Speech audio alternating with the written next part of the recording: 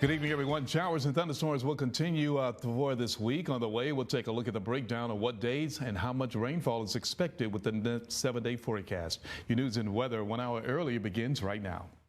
Fox 54 Election News Now, sponsored by Harrington Financial Services.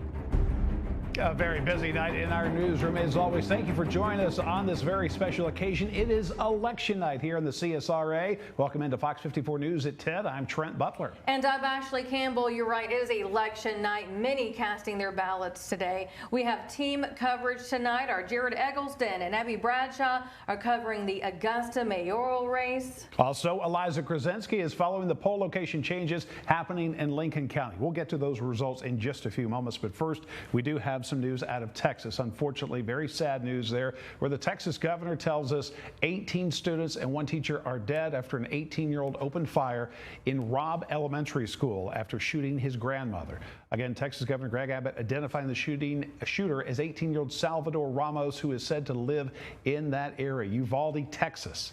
Fox's Anna Eliopoulos has more on this sobering story. Tragedy strikes a small city in southwest Texas after a gunman opened fire at the Robb Elementary School in Uvalde, Texas. Tonight, I ask the nation to pray for them, give the parents and siblings the strength in the darkness they feel right now. More than a dozen children are dead and 1 teacher was killed in the horrific attack in the city located 83 miles west of San Antonio. Hospital officials added more than 24 children were injured in the shooting. Some of those victims are at local hospitals listed in critical condition. Police have confirmed that the gunman was killed by law enforcement on the scene. The investigation is leading to tell us that the suspect did act alone during this heinous crime.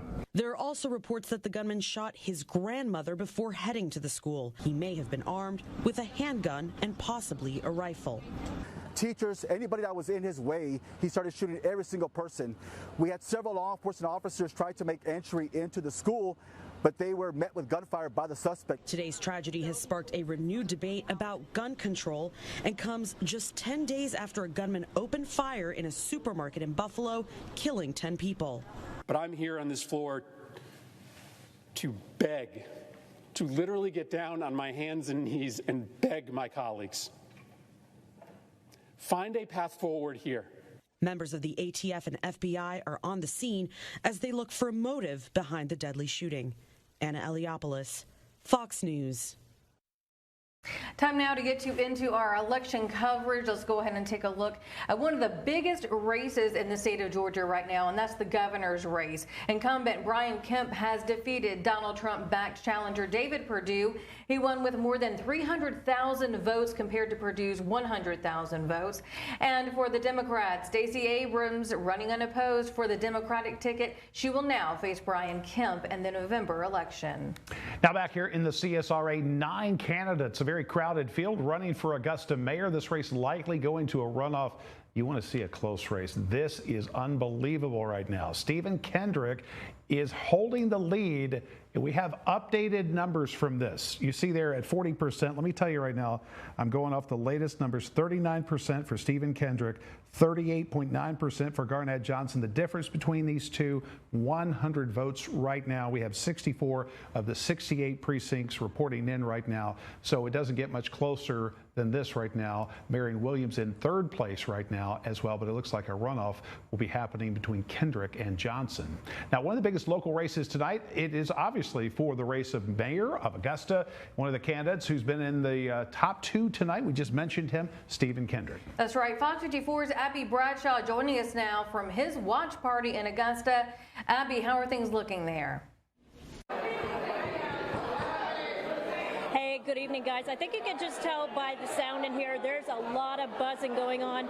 Just a few minutes ago, Kendrick thanked the crowd in here for their support so far, and Kendrick is hoping moving forward that the rest of Augusta will be just as eager to see him win. This is actually the 2nd time he's running for the position. Kendrick was born and raised in Augusta. He graduated from Westside High School. Lately, he served as the Richmond County Tax Commissioner. Now he's ready to make a difference in day one if elected as mayor. One of his top agenda items, opening dialogue with others in office. First thing over the next several months is to begin to try to bring this community together. Talk to some of the other candidates that work. Begin to talk about with some of the commissioners. Begin to talk with other local elected officials and leaders about an agenda, about an overall framework for where we want this city to be.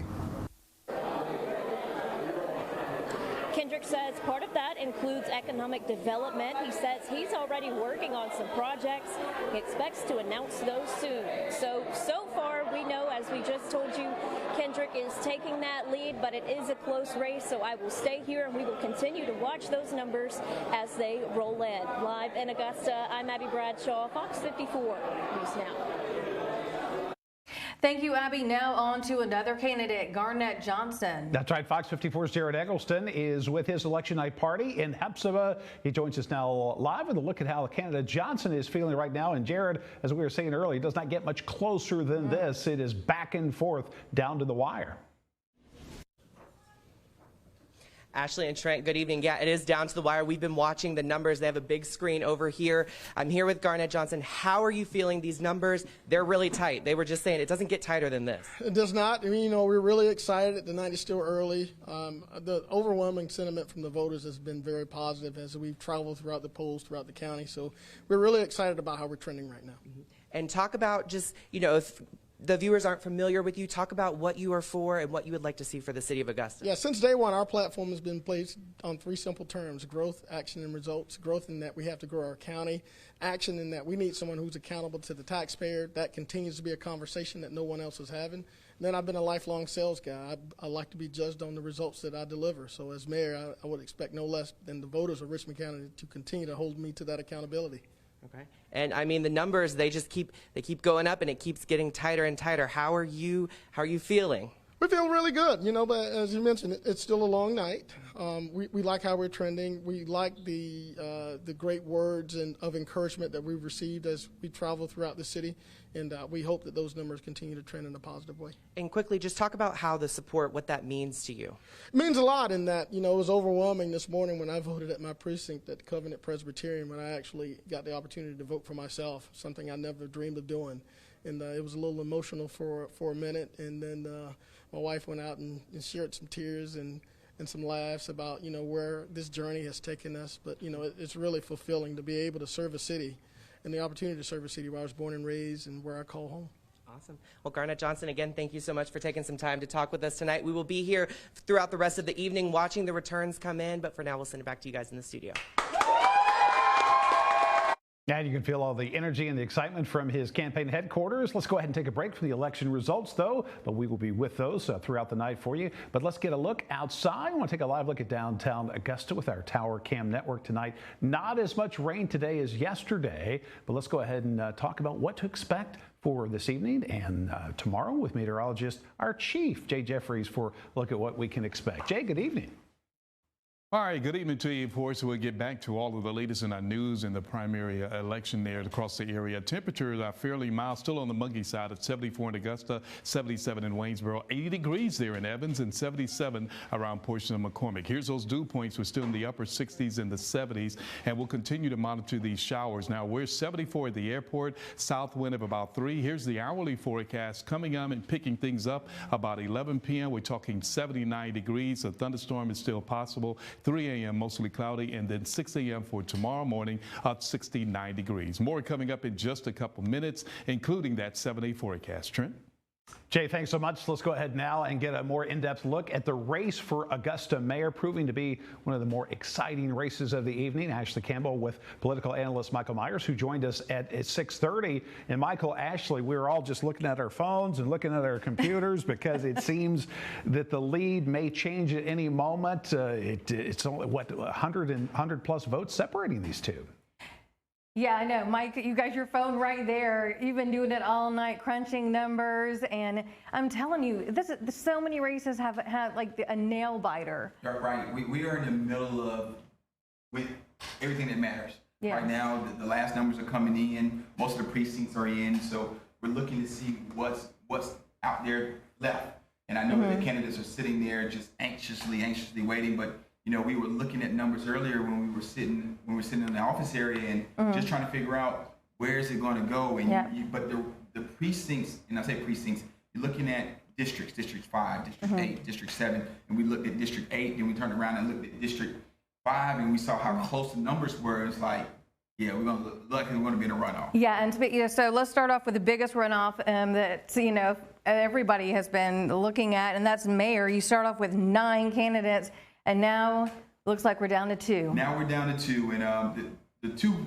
front runners. You had Stephen Kendrick and you had Garnett Johnson, who were the names that everyone was talking about. And it is shown itself, but now you're looking at those 2 basically holding 80% of the vote, and they're so close. The last time I checked, I think they were only about 100 vote difference. So you're looking at both of them with about 80% of the vote, and then you have the next person behind them with about 10% of the vote. So, you know, if the race would have been so crowded, we definitely would have had a winner tonight, I believe. But we're going to a runoff come June for the mayor's race. Yeah, and let's talk about that for a minute, because you and I were talking about the Marion Williams effect. Talk to me about that. Well, you look at the numbers and you see that Marion Williams, who is a veteran of the commission, 16 years he served there, but he got into the race and was able to garner enough votes to definitely be a factor to make this go into a runoff. But you look at him and him and possibly one other person not being in the race, we may not have had a runoff tonight in that race. So it made a big difference. All right, let's talk about the other districts that are going to be running. Well, listen, we're talking about, we can talk about Augusta stuff, but it's a tight race going on in Columbia County. District 4, you know, I was covering that earlier today, and I'm like, I'm going to check in my phone nonstop, and, you know, Dewey Galeas, the incumbent, he was moving forward, you know, and then all of a sudden now, you know, Allison Couch, she's in the lead. It's so close. It is so close, and it's still very early call. Everything is not in that Columbia County race, but I can tell you this. I've had 4 or 5 people text me and say, what is going on in District 4? That we didn't even think it would be this close, and here it is, a close race where you have Allison right now. The last time I checked, she was leading. Yep. She still is. Yeah, she's still leading. 49 precincts counting out of 50. Wow. Allison Couch has almost 53% of the vote. Wow. So we're looking at that. But in Augusta, you know, Judge Ashley Wright won overwhelmingly. Last time I checked, Judge Stone was a little bit ahead of Rich County, but they still have to count those Burke County votes, part of that. So we'll see what happens in that, if anything turns around.